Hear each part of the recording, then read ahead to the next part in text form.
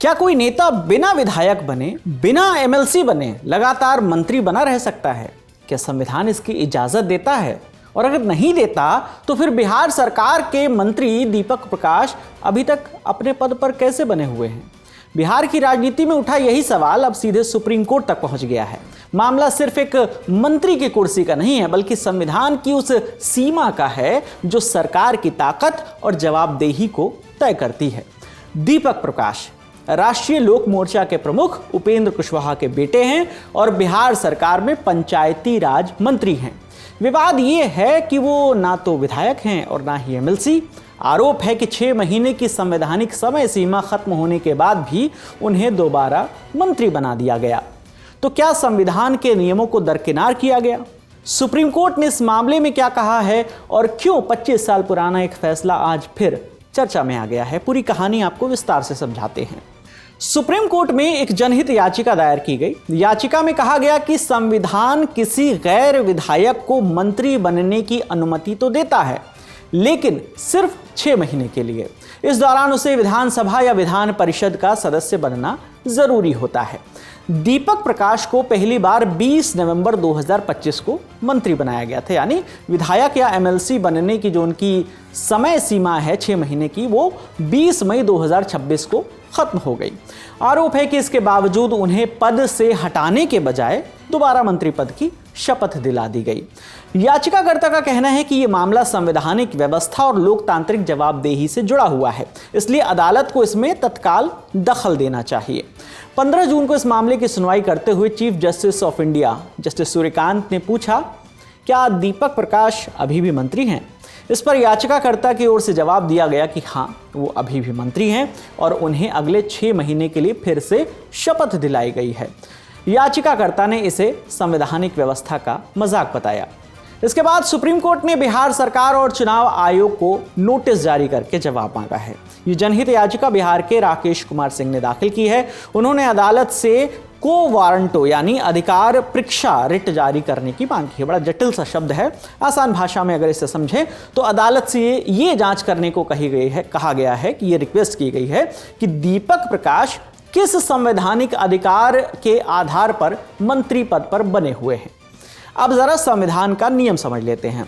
संविधान के अनुच्छेद 164 के सब सेक्शन 4 के मुताबिक कोई व्यक्ति विधायक या विधान परिषद का सदस्य ना होने के बावजूद मंत्री बन सकता है, लेकिन उसे 6 महीने के भीतर किसी एक सदन का सदस्य बनना होगा।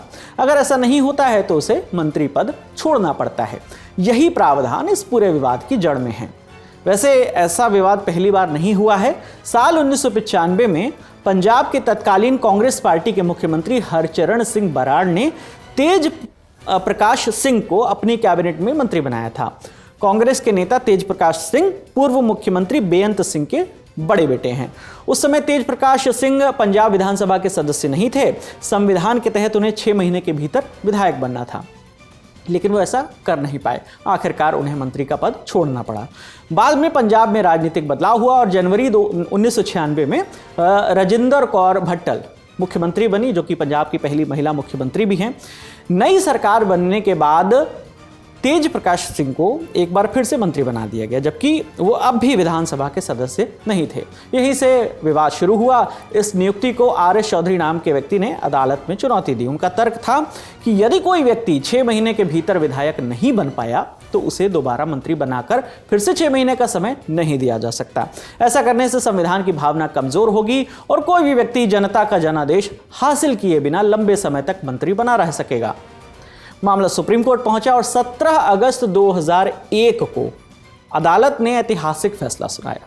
सुप्रीम कोर्ट ने कहा कि अनुच्छेद 164(4) कोई वैकल्पिक व्यवस्था या स्थायी रास्ता नहीं है, यह सिर्फ एक अस्थायी प्रावधान है जिसका इस्तेमाल विशेष परिस्थितियों में किया जा सकता है। कोर्ट ने अपने फैसले में कहा कि यदि कोई व्यक्ति मंत्री बनने के बाद 6 महीने के भीतर विधायक नहीं बन पाता तो उसे उसी विधानसभा के कार्यकाल के दौरान दोबारा मंत्री नियुक्त नहीं किया जा सकता। ऐसा करना संविधान की मंशा और संसदीय लोकतंत्र की भावना के खिलाफ होगा। कोर्ट ने यह भी कहा कि संविधान का उद्देश्य यह नहीं है कि सरकारें किसी व्यक्ति को बार बार मंत्री बनाकर 6-6 महीने की नई अवधि देती रहे। यदि ऐसा होने लगा तो जनता के प्रति जवाबदेही और निर्वाचित प्रतिनिधित्व की व्यवस्था कमजोर पड़ जाएगी। यही फैसला अब दीपक प्रकाश के मामले में भी अहम माना जा रहा है। हालांकि उनके पिता और राष्ट्रीय लोक मोर्चा के अध्यक्ष उपेंद्र कुशवाहा का कहना है कि फिलहाल चिंता की कोई बात नहीं है।